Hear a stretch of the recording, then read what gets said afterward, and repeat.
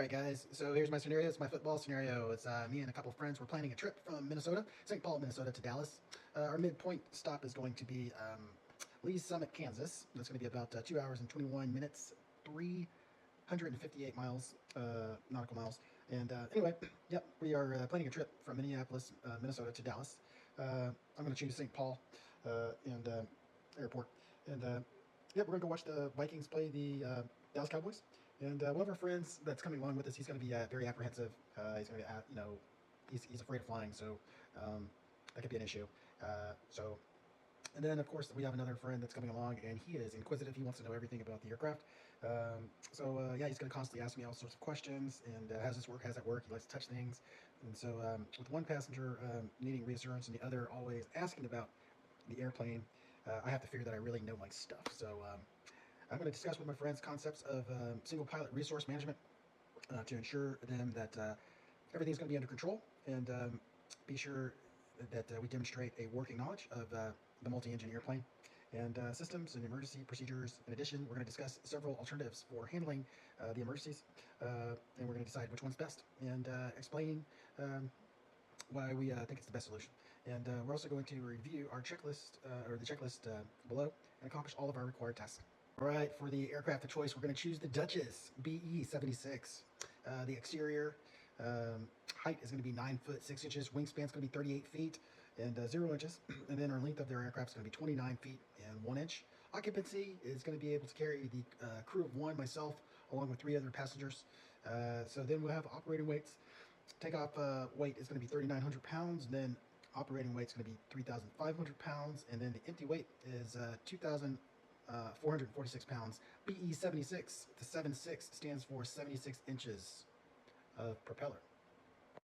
All right, the Duchess continued. The payload is going to be a useful payload of 1,470 pounds, and then our max range is going to be 780 nautical miles. Service ceiling is going to be 19,650, so 19,650 feet, and then our performance rate of climb is going to be 1,248 feet a minute. Max speed is going to be 194 knots, so it shouldn't take that long to get there. We will probably just cruise around 140 knots, nothing too crazy. And then the normal cruise is going to be 171 knots. Cost per hour, not really applicable. Probably be about $4.75 a gallon for 100 low lead. And then power plant, we have 2 engines. Lycoming models 068 Alpha 1 Golf 6 Delta, and they both have 180 horsepower.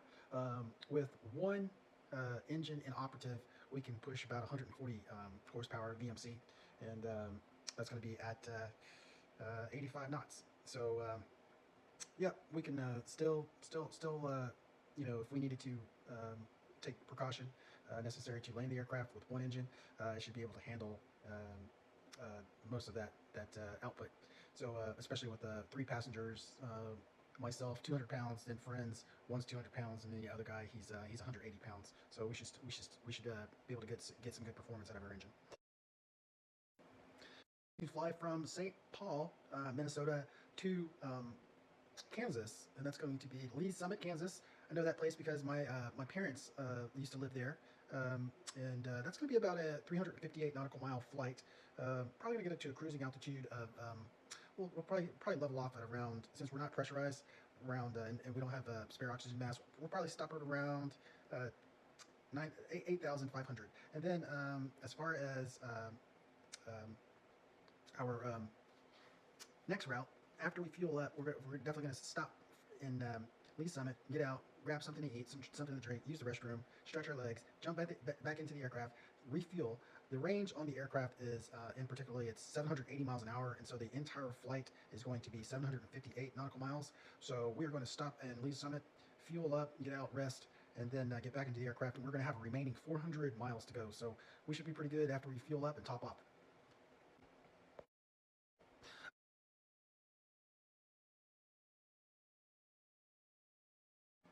All right, so as far as our safety checklist is concerned, I have passed the I'm safe as far as illnesses. I have none. Medication, I'm not taking any medication. And then stress, don't have any stress. Alcohol, no alcohol. And fatigue, we are not fatigued.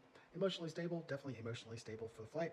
The aircraft airworthiness is up to date, and the registration and airworthiness together is up to date. Operating manual is in the glove compartment. The approach plates are current, and we won't need those today though. It's VFR. So, however, if we needed them, we do have current approach plates. And then we're also flying from St. Paul, Minnesota to uh, Lee's Summit in Kansas, and then the final destination for the Vikings football game is going to be Vikings and Dallas Cowboys is going to be Meacham Airport. So Meacham Airport is a smaller airport. It's not as busy as like Millionaire or I think there's a Legacy. These are the more expensive corporate type airports. Meacham is kind of like for the smaller general aviation types. So we'll probably grab a like a Uber or a rental car as soon as we get there, and then we'll drive to the stadium and tailgate and whatnot. Um, and yeah, watch the Cowboys play. So yeah, approach plates are current. Weight and balance is good to go, and ELT and static systems are all good. As far as GPS, uh, we're using a Garmin 430 in the actual Duchess, the one that I fly at school, and so that will suffice as far as doing an approach if we needed to in the Meacham. And then the VOR has been completed within 30 days. Airworthiness directives are current.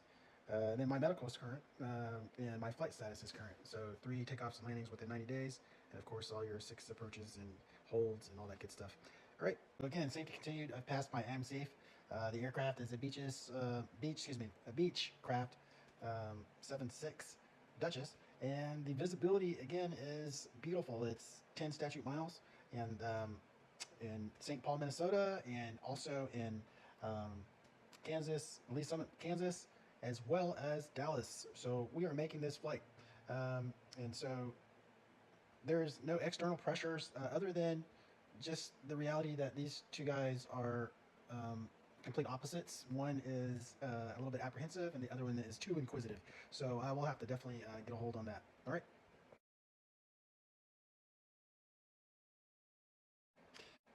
All right. So before takeoff, for my friend that's apprehensive, I'm going to say, hey, look, I'm going to ask him one time. That's it. As far as safety is concerned, there's no maybes. There's definitely yeses and nos. So I will say, are you sure that you want to make this flight? And how are you feeling? Is this something that you want to do? And so, it's a yes or a no. And so at the end of the day, he's only going to get me. I'm going to give him one time to answer that question. I'm not going to ask him twice. And so, other than that, are you sure you're ready for this flight? And do you want to actually go? I will only accept, like I said, one yes or no answer. And then for my friend that likes to ask about everything, he's very, into flying. He thinks it's cool, but just has never done it before. I definitely probably want to take him out after this flight and get him in the aircraft so I can teach him something. However, for now, I will remind him that he must listen to my commands and obey the fact that I am the pilot in command, and don't touch anything. So, um, yeah, if I say don't touch anything, I mean it. And I will reiterate to him to have some discipline, safety hazards, and whatnot. He can't touch the radios. Don't push buttons on the transponder. Let's see. As far as you know, programming like an approach or anything like that, he's got to leave his hands off the controls, and only if I allow it, that maybe he can, rest his hands on the yoke or something like that, or steer the aircraft, while I'm supervising. So along with that, I will also iterate to the guys, if both are traveling comfortably, what the safety procedures are, and so emergency procedures as well. How to get into the aircraft, how to lock the door, how to secure the windows, secure your seatbelts, know where the fire extinguisher is at all times. Let them know that there's no smoking that's allowed if they smoke. Also, I will make sure that they understand if we are in an emergency situation, not to panic and let me handle that situation, and help look for a field, and look for cars, power lines, things like that if I have to make an emergency descent, and yeah. So also, I will definitely teach whoever's riding up front how to use the radio. I think that's a good solution to help me if I need to make a mayday call, or understand what an ELT is all about, 121.5, and emergency locator transponder, and knowing what to do in case I'm incapacitated.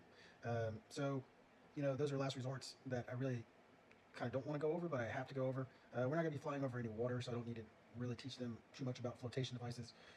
So other than that, I think it'll be a good flight as long as I can get my friends to um, work with me and enjoy flying together.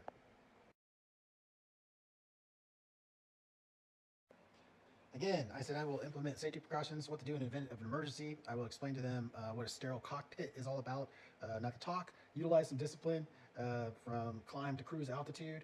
Once we get to cruise altitude, I'll let them know they can, relax, kind of not take off their seatbelts, but, talk amongst ourselves. And then, just basically be quiet whenever we're about to start our descent or start to land and things like that as well. Make sure I have to go through all of my checklists, um, and then let them understand, the emergency procedures in the event of a fire or smoke in the cockpit or anything like that. The other thing is I will teach them how to, like I said, enter the aircraft and then exit the aircraft if there is an emergency, and especially um, thinking along the lines of a sense of urgency if we're landing in a grass field or actually if we have to divert and land in an alternate airport and evacuate the aircraft. So again, I will utilize safety precautions and I will explain safety precautions to my friends.